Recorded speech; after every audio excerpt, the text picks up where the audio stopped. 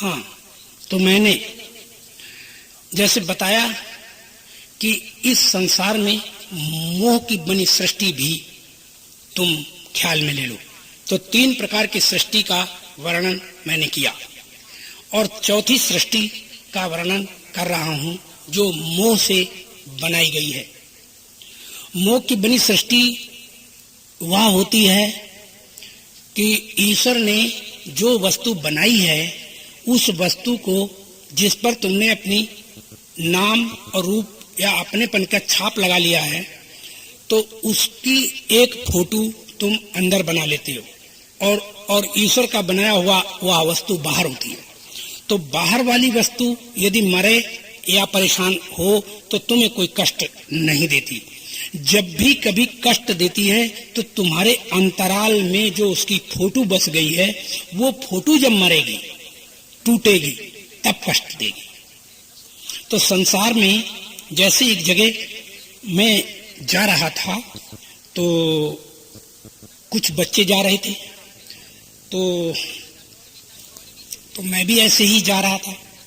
तो बच्चों ने देखा कि ये सज्जन संत कोई जा रहे हैं और बच्चे वो जा रहे थे, कॉलेज के थे, तो वो प्रवचन सुनने जा रहे थे और जिसका प्रवचन सुनने जा रहे थे वो मैं ही था, परंतु वो जानते नहीं थे। तो उन बच्चों ने आपस में बात की कि भाई स्वामी जी, श्रद्धा से प्रणाम करते हुए कहा कि स्वामी जी आप कहाँ जा रहे हैं? तो हमने पूछा तुम बच्चों कहाँ जा रहे हो? बोले मैं फला प्रांगण में, फला कॉलेज के प्रांगण में जा रहा हूँ। हमारे कॉलेज के प्रांगण में स्वामी हरिद्वार से आ रहे हैं, स्वामी फला, तो उनके प्रवचन सुनने जा रहे हैं। तो हमने कहा वहीं मैं भी जा रहा हूँ। तो उन्होंने कहा कि महाराज आप कहाँ से पधारे? तो हमने कहा मैं हरिद्वार से पधारा।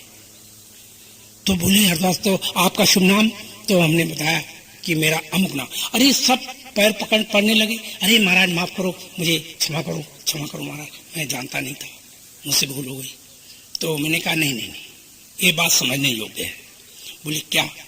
देखो, जो मैं तुम्हारे सामने ईश्वर का बनाया हुआ था तो मैं तो कष्ट दे नहीं रहा था तुम्हें। अब तुमने हमारी सुन के फोटो अपने अंदर बनाई थी कि फला संत कोई आ रहे हैं, उनके प्रवचन सुनने जा रहे हैं, तो मेरी फोटो कल्पना से तुमने अपने अंदर बनाई थी। तो असली फोटो जब सामने तुम्हारे आ गई तो तुम्हारी नकली फोटो जो बनाई थी तुमने वो मिट गई, तो तुम्हें कष्ट दे रही है। कौन सी फोटो ने कष्ट दिया? जब असली फोटो सामने आई तो नकली फोटो टूट गई, अंदर टूट गई, तो इसलिए अब तुम्हें कष्ट दे रही है। तो वो नकली जो फोटो अंदर लोग बना लेते हैं, वो नकली फोटो ही मोह का बना हुआ संसार कहलाता है। देख लो, तुम अपना घर तुम्हारे हृदय में बसा हुआ है, तुम्हारे यहाँ सोफा सेट और तुम्हारे यहाँ डाइनिंग टेबल और तुम्हारे यहाँ वो फ्रिज, टेलीविजन, वो सब तुम्हारे हृदय में बसे हैं। अभी हम दूसरे तरह का टेलीविजन दिखाएं तो तुम कहोगे ये हमारा नहीं है, ये हमारा नहीं। क्योंकि तुम अपने अंदर से बसाए हुए से मिलाओगे, वो मिलेगा नहीं, तो तुम कहोगे ये हमारे नहीं है, ये हमारे नहीं है। तो हम ये बात कह रहे थे कि एक तो संसार, एक तो पति बाहर है जो भगवान ने बनाया, वो तो तुम्हारे लिए दिया है, तुम्हारे लिए है पर तुम्हारा नहीं है। तुम्हारे लिए तो है पर तुम्हारा नहीं है। तो वह तो तुम्हें दिया है हमने संसार में खेलने के लिए, मौज लेने के लिए, पालने के लिए। लेकिन एक संसार और है, एक संसार है जो तुम ने उसकी फोटो अपने आप अंदर बना ली है, तो वो मोह का बना संसार है। और वो मोह का बना संसार जब भी टूटता है, जब भी टूटेगा, जैसे कोई भाग के आए कहे कि तुम्हारा जो टेलीविजन चोरी चला गया, तो हृदय से वो टेलीविजन निकल जाएगा तो तुम्हें कष्ट दे जाएगा। है कहे कि टेलीविजन तुम्हारा टूट गया, तो सुनते ही तुम्हारे हृदय में जो बसा हुआ टेलीविजन टूट जाएगा, तो तुम्हें कष्ट देगा। तो बाहर वाला टेलीविजन कष्ट नहीं देगा, जब भी अंतराल वाला देगा। इसलिए हमारे यहाँ ऋषियों ने क्या कहा? ऋषि कहते हैं कि भूल करके, सन्यास क्या है? बोले क्या? बोले भूल करके अपनी आकृति ऐसी मत बनाओ जो कोई तुम्हें अंदर धारण कर ले, तो जिसके हृदय में जाके तुम बस जाओगे तो उसको तुम कष्ट दोगे। और कभी भूल कर दूसरे की फोटो अपने अंदर मत बसाओ। तो इनसे दोनों से सन्यास जो ले लेता है वो जिंदा दुनिया में उसे कोई दुखी सुखी नहीं कर सकता। वो मोह के जाल से मुक्त होता है। किसी की फोटो हृदय में धारण नहीं करना चाहिए। किसी की आकृति को अपने हृदय में धारण करोगे तो कष्ट पाओगे। और कभी कभी लोग अपने शरीर को इतना ज्यादा सुंदर और स्वच्छ बना लेते हैं, सुंदर बना लेते हैं। तो जिनको सुंदर बना लेते हैं और स्वच्छ बना लेते हैं तो उनकी आकृति कोई बसा लेता है। और उनकी, क्योंकि उसने टीका पता लगाया और लीपापोती की और वो सुंदर लगने लगा। था तो वो अपनी तरह, लेकिन तुम उसने ऐसे लगा लोगों को वो बढ़िया दिखाई देने लगा, तो तुम किसी के हृदय में जाके बैठ गए। वो किसी को अच्छा लगा, बस अब तुम कष्ट दोगे किसी को। इसलिए सन्यास उसे कहते। तभी तो हमारे यहाँ सन्यासियों को देखा होगा कि अक्सर जटा जूटे संशोभितम, जटा जूट रखाए होते हैं। और हमारे सन्यासियों को रोका जाता है तेल भी नहीं लगाओ, हमारे सन्यासियों को रोका जाता है साबुन भी मत लगाओ, हमारे सन्यासियों को रोका जाता है ऐसा कुछ नहीं कर सकते आप, जैसी स्थिति है उसी में चलो। ऐसे सन्यास की स्थिति कि ताकि तुम्हें कोई अच्छा रूप न जान पाए और अपने अंदर न बसा पाए तो तुम उसको कष्ट नहीं दोगे। और अगर तुमने किसी की बसा ली तो फिर तुम्हें कष्ट होगा। इसलिए किसी के स्वरूप को से, दोनों स्वरूपों से अलग होना सन्यास है। माने दुखों से छूटना। सन्यास का मतलब है दुखों से छूटना, दुखों से छूट जाओगे।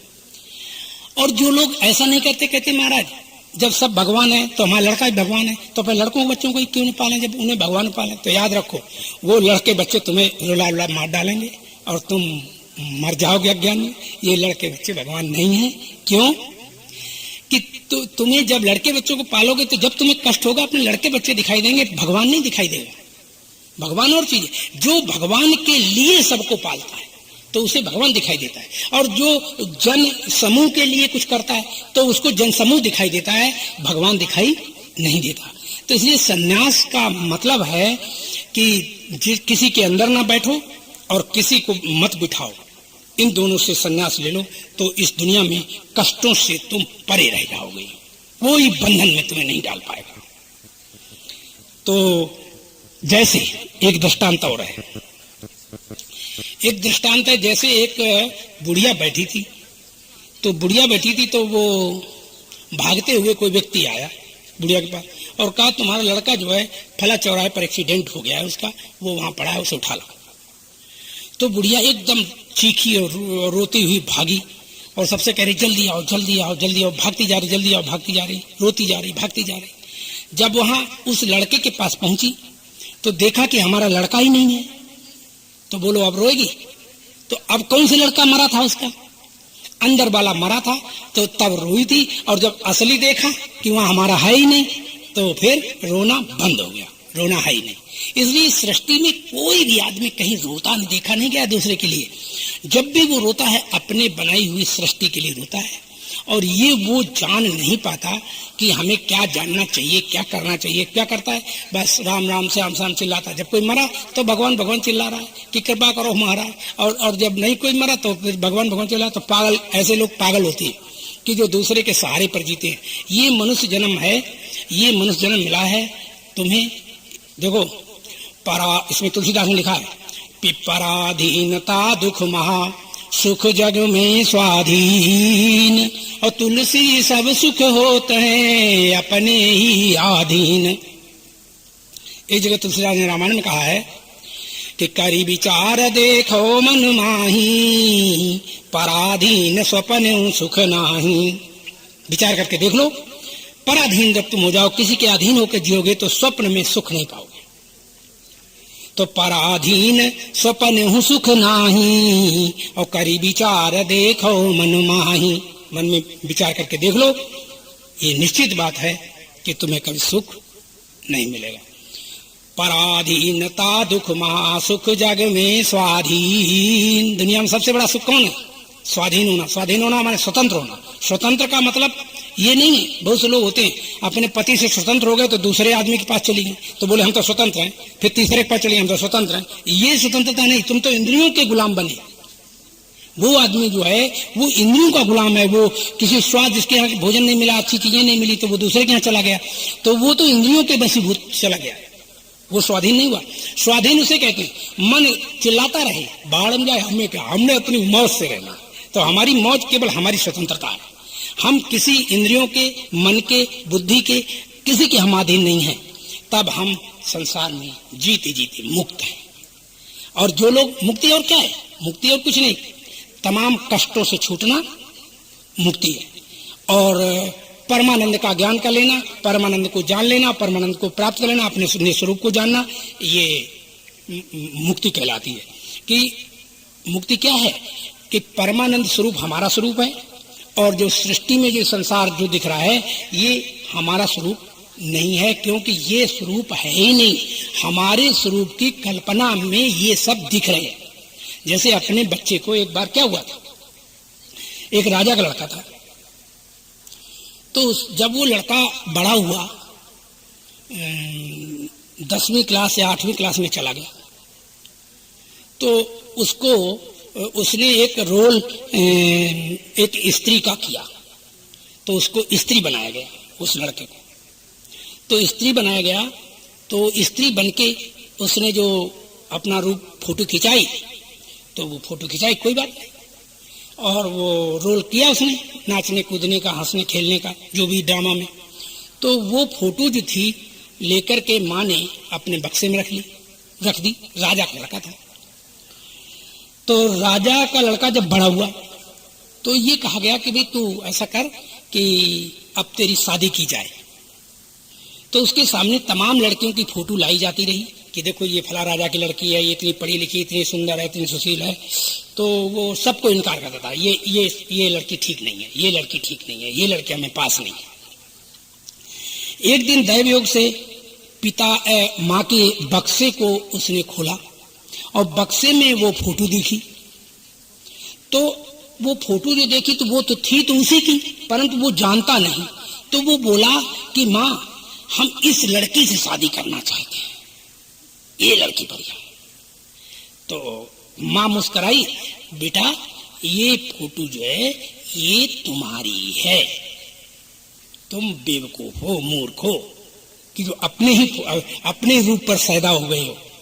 ये कोई लड़की नहीं है, ये तुम ही हो। ठीक इसी तरह, बिल्कुल ठीक इसी तरह जिनके ऊपर तुम पैदा हुए हो, वो पुरुष, वो स्त्री, वो सब तुम्हारा ही स्वरूप है। वो दुनिया में कोई और अन्य स्वरूप नहीं है। जैसे हम तुम्हें एक बात दिखाएं कि इस सृष्टि में सारे रूप किसी दूसरे के नहीं है, सब तुम्हारे रूप है।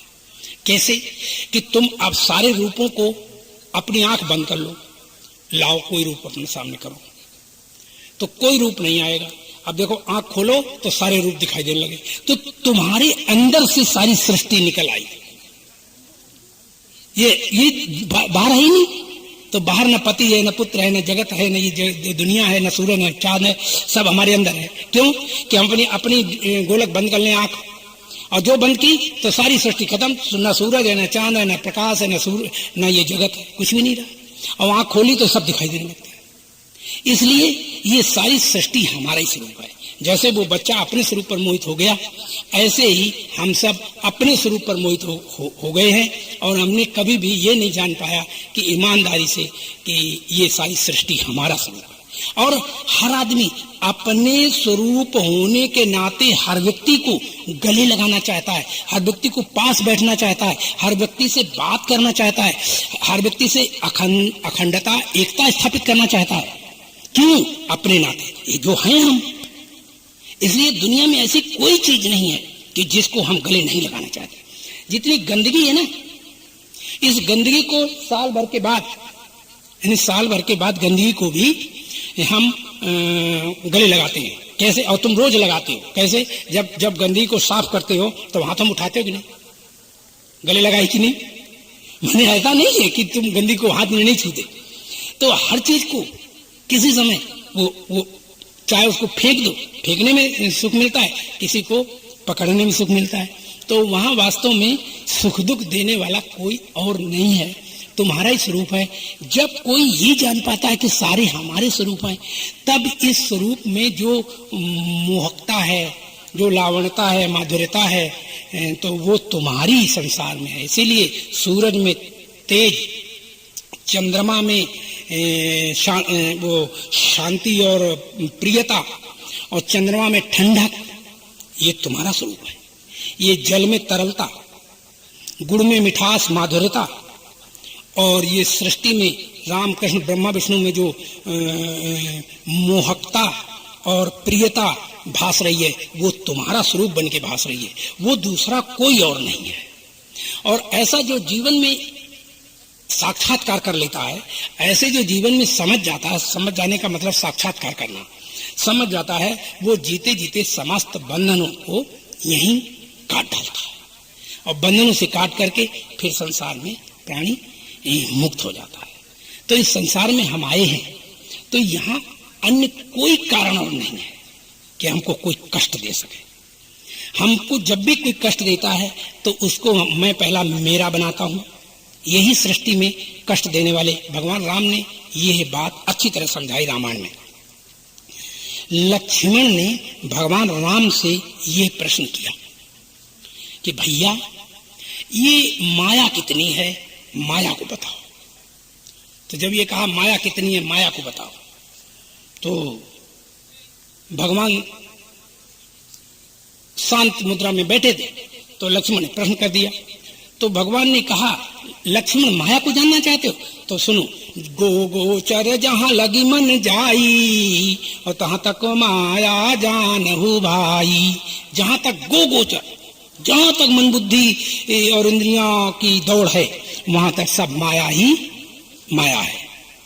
तो लक्ष्मण ने विचार किया कि ले भाई, जहां तक मन बुद्धि है वहां तक माया, तो इस माया को कोई पार नहीं कर सकता, और माया अगर पार नहीं हुई तो माया से कोई छूट नहीं सकता, तो परमात्मा से कोई मिल नहीं सकता। तो लक्ष्मण ने कहा, भैया अपनी वाणी विराम दे दो। बोले क्यों, क्या बात हुई?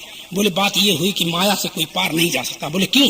बोले इसलिए नहीं जा सकता कि जैसे हम यहाँ बैठे हैं, जहां तक हमारी मन बुद्धि जाती है, अगर हम वहां चले गए तो मन और उससे आगे चला जाएगा, बुद्धि और उससे आगे चली जाए, फिर और आगे, तो जहां जहां हम जाएंगे भैया उससे आगे ये माया होगी, तो इस माया को कोई पार नहीं कर सकता, नहीं कर सकता। इसलिए हे भैया राम, आप विराम दे दो वाणी। भगवान थोड़े मुस्कुराए और लक्ष्मण से बोले, लक्ष्मण बस घबरा गए कि माया नहीं छूट सकती। अरे माया छुटी छुटाई है, तुम नहीं जानते? बोले क्यों, कैसे? बोले जब गो गोचर जहां लग मन जाई, वहां तक माया जानो भाई। तो जब तुमने ये कहा कि वहां तक माया है, अरे लक्ष्मण ये तो हमने बड़ी माया का वर्णन किया है, और कुल मिला के छोटे शब्दों में माया को सुनो। तो उन्होंने कहा, भैया छोटे शब्दों में माया और कोई? बोले हाँ। बोले बताओ। बोले मैं अरु तोर मोर ते माया, और जही वश कीने जीवनी काया। मैं और तोर मोर तय, बस यही मैं, दो शब्द माया।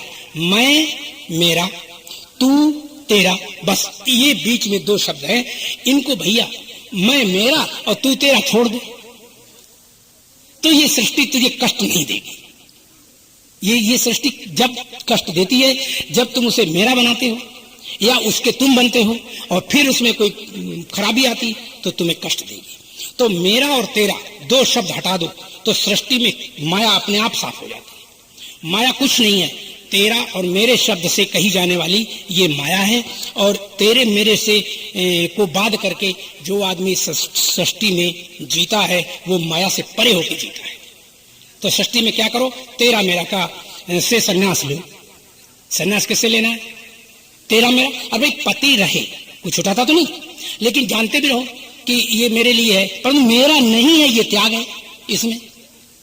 पति मेरे लिए है, मेरा नहीं है, ये माया से परे रहना है।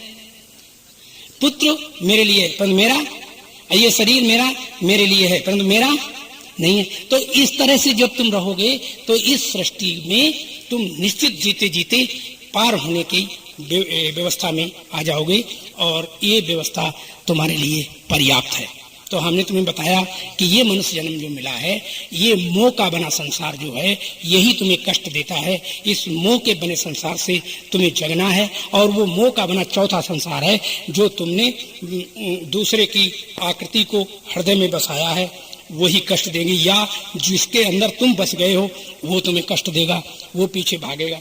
तो इन दोनों चीजों से समझ, विवाह तो करना चाहिए था, हाँ पुत्र तो बनाना चाहिए था, और विवाह भी करना चाहिए था, लेकिन पुत्र और विवाह करना बंधन नहीं है।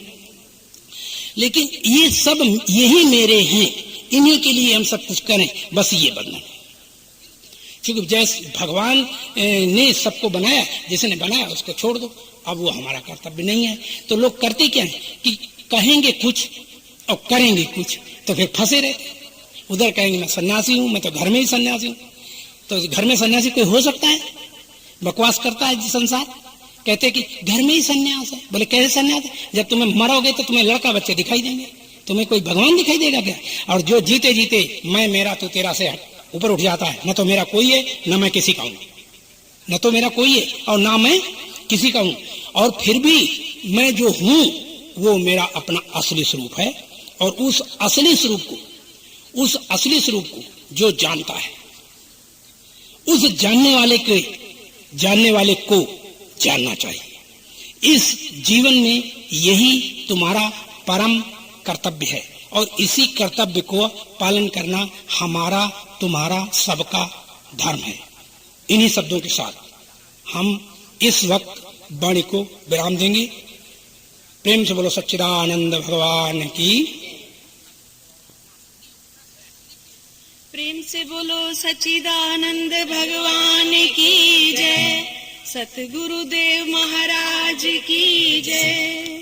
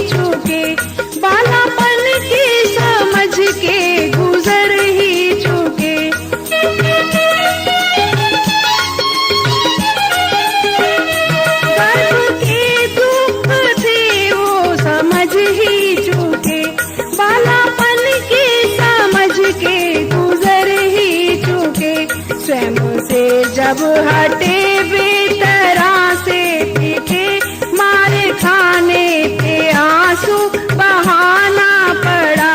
देखा दुनिया का झूठा झमेला तो मन को हटाना पड़ा।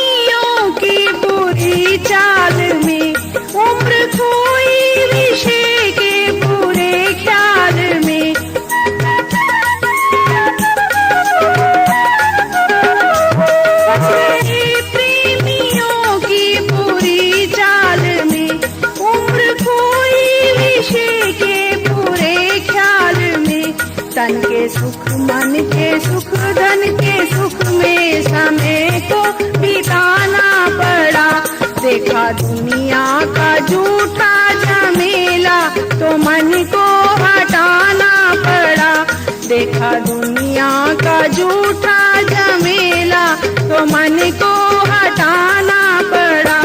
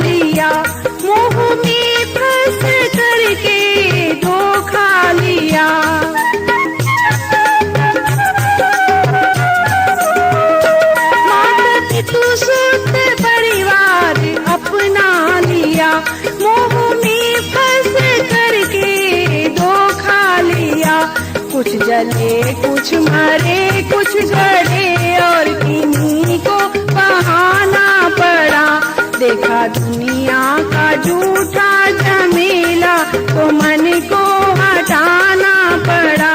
देखा दुनिया का झूठा झमेला तो मन को हटाना पड़ा।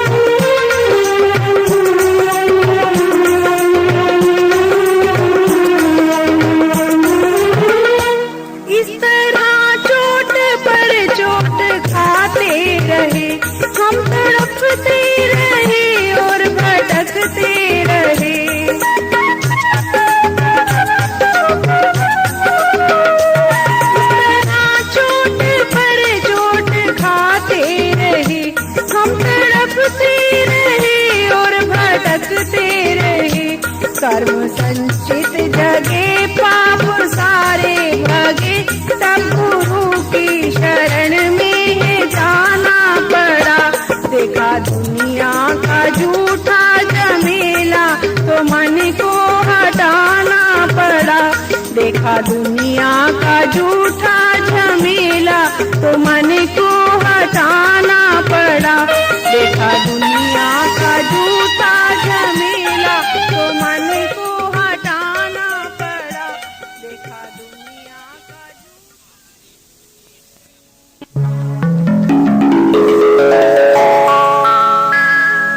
माया के जाल से जो दर किनारे हो जाए, माया के जाल से जो दर किनारे हो जाए, सदा सदा